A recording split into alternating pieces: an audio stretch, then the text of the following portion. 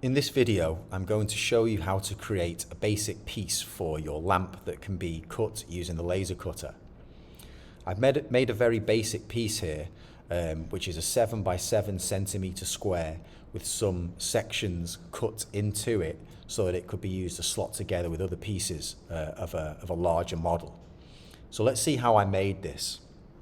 Start by going to File, New in Illustrator, and create your canvas. So for me, I'm just going to make a simple canvas which is 20 centimeters or 200 millimeters by 200 millimeters. So you need to type that in, and if you don't see millimeters, you can change it in the size settings here. Make sure the color mode is set to RGB color because that's what we'll be using with the laser cutter.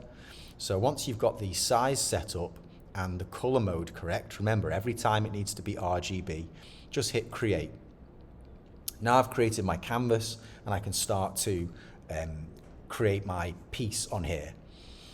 What I'm going to do to create this piece is use the line tool, and the line tool is found on the far left hand side of your screen. It's called the line segment tool. Here I've got my mouse hovering over it.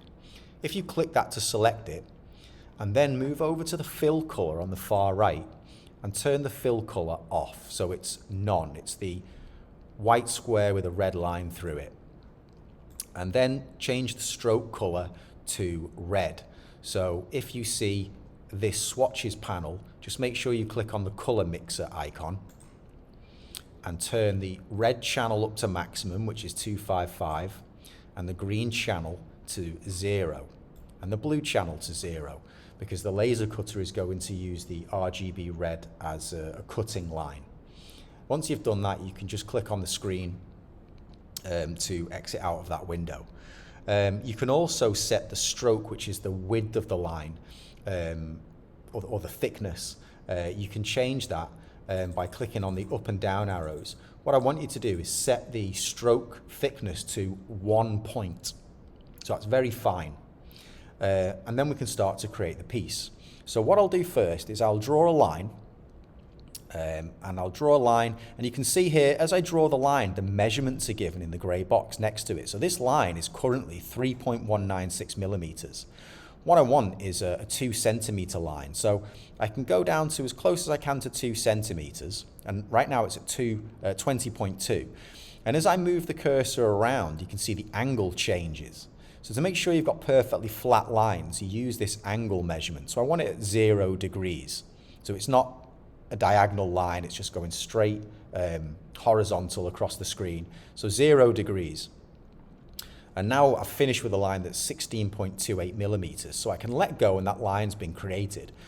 But I wanted it to be 20 millimeters. So what I'm going to do here is in the top right hand side, I'm going to click on that 16.282 and I'm going to change that to 20 millimeters and then hit enter. And so you see that line has just expanded on the screen. And that's a 2 centimeter or 20 millimeter line, which is what I was after. Now I can hit edit, copy, edit, paste, and I've got a new version of that line. And this time I want it to be 3 centimeters or 30 millimeters. So I'm going to, rather than redraw it, I'm just going to change the size setting. So this one is 30 millimeters and then press enter, and that's changed. I'm going to edit, copy again. Paste again, paste that line, and I can use the selection tool, which is the top left-hand side of the screen, which is the selection tool there, the black and white cursor icon. And I will just drag that up out of the way. And you can see as I move these lines around, when they're on the exact same path as the previous line, you get these pink intersect lines. So I'm just going to move that out of the way for a minute. And I'm going to make one last line. So if I just hit edit, copy, edit, paste, to paste that line again. And this time I'll just move that out of the way with the selection tool. And I'm going to take the end of the line, the anchor point, and I'm going to connect it to my first line there. And you can see these pink lines. So when they kind of snap together, a bit like Lego, they snap together. And I'll move that and I'm going to use that degrees measurement, so it's minus 90 degrees, so it's going straight down. And that line is, if I click on it, it's got a height now of 17.187 millimeters. So I'm going to change that to 2.8 millimeters because that will be the thickness of the wood that I use on the laser cutter. So if I just press enter now, it's changed, but it's disconnected from the line. So what I'm going to do is I'm going to zoom in using Command and plus. And now I can move this line. There you go. Where you see intersect, it means that those two lines are now connected, right? So I can let go, click on the canvas, and those two lines are connected. You can see that clearly. Using Command and minus, I can zoom out again.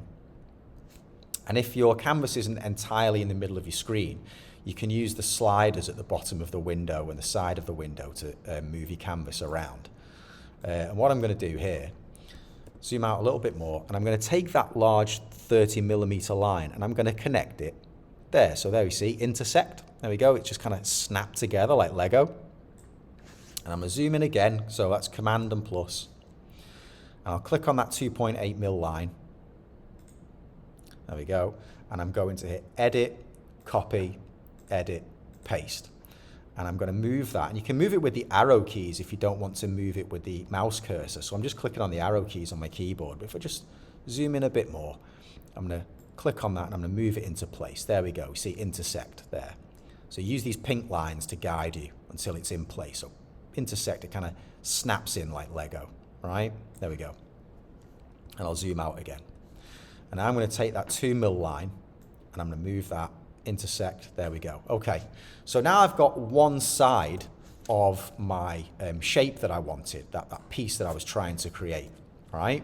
So if we look back at the original file, there we go. I've just got 4 of those all joined up together. So now if I just switch back to my other canvas, what I'll do is using the selection tool, I'll highlight all of that and then I'll right click it and go to group. So I'll group these together. And then I can hit edit, copy, edit, paste. And what I can do now is just rotate them. So if you just move the mouse cursor towards the corner of the new line, I'll just rotate that. And again, 90 degrees, you can see that in the gray box there. And then I'm going to move it, and when I see that connection being made, there we go. It kind of snaps in like Lego, there you go. And I can just zoom in to make sure that's done correctly. So just click anywhere on the canvas, there, see, perfect. Zoom back out, I'll hit edit, paste again. And this time I'll rotate this 180 degrees. There we go, so 180, and I'll click on that and drag it into place, make it connect, and then I'll hit paste again, edit, paste, and I'll spin this one around to 270 degrees, and then move that into place there. And that's it. So now I just click on the background. I can move the canvas into the middle of the screen. There you go. Zoom out a little bit. And that's the piece that's created. And you can see when I click on the path there, it's 70 millimeters. So it's 7 centimeters long.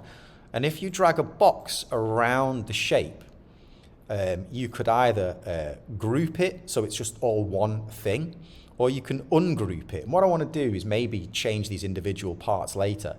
So I'm now just going to ungroup everything. Now if you click on the canvas to deselect it, and now if I click back, it's just picking that one path, and we can see, there you go, width 20 millimeters. If I click on the center one, width 30 millimeters, and there, width 20 millimeters. And if I can click on the other one there, height 2.8. There we go. So it's exactly the measurements that I was going for with my original. So once you're happy with the shape that you've created, and obviously this is a very basic one, it doesn't have engravings on it or anything like that. But once you're happy with that, you're going to want to save 2 versions of this. So the first thing I'm going to do is hit File, Save As, and I'm going to call this one, I'll just call it Lamp Square, or lamp Base. There we go, that's a better name. Let's pretend it's the bottom of a lamp.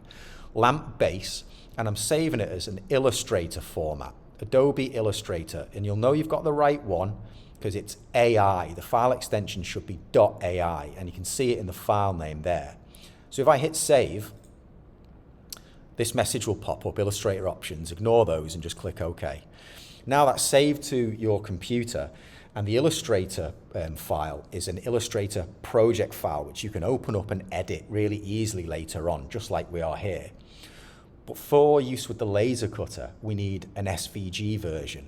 So to create an SVG version, you simply go to File, Save As, and we'll leave the file name the same, lamp base, but rather than it be an Illustrator format file, a .ai file, if you click on this format box and you pick SVG, not compressed SVG, just plain old SVG.